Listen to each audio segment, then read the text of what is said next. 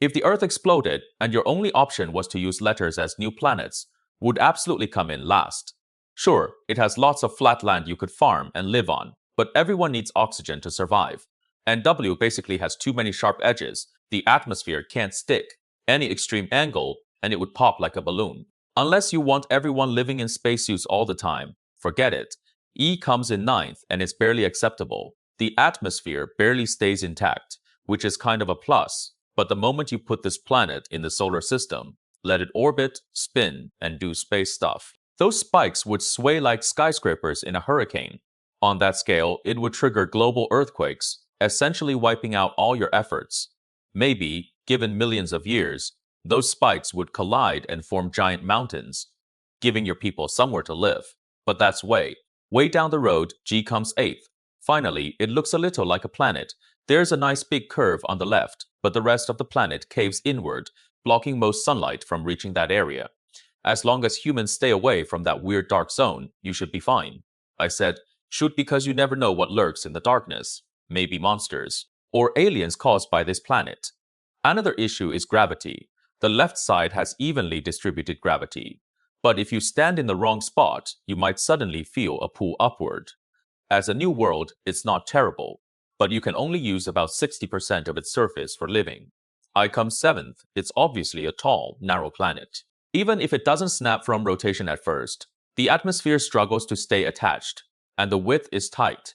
But as humans, we have a solution.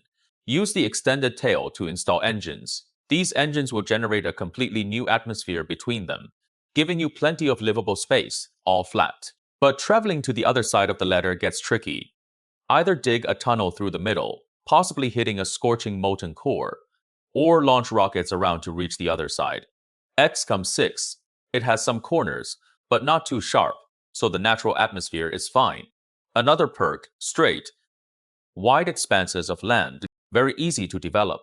You could drive around the entire planet effortlessly. Maybe build some ramps in the center if you want to speed up rotation to change day-night cycles. Move heavy stuff from the edges closer to the center, and the planet actually accelerates. B comes fifth, right in the middle of the list. For typical human behavior, it's almost perfect. Look at our lovely little Earth. Humans tend to split into huge factions, not always on good terms. If you had to evacuate everyone, you wouldn't want to dump everyone together in one spot, right? B solves this nicely. Every faction gets its own small area, and they can coexist peacefully forever. C comes fourth. We really need a solution now. Letters are running out. C basically solves everything. The planet is curved everywhere, with smooth, breathable atmosphere, lots of land to live on, and the shape feels like home.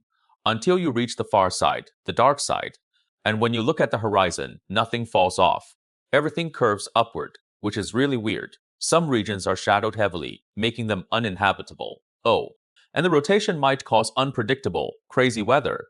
Is third. When you think of planet shapes, you probably don't think of S, but hear me out. Set some basic rules. The planet spins counterclockwise, which is crucial. It's in a solar system full of heavy, dangerous space debris.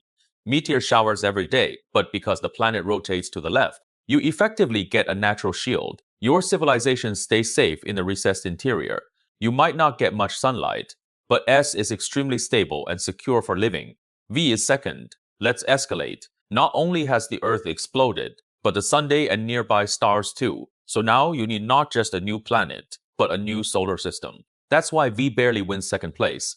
It has a deliberately designed shape, like a bullet. Place all your population inside, call the smartest engineers, and build giant rocket boosters at both ends. With enough thrust, you basically have a planet that acts like a spaceship.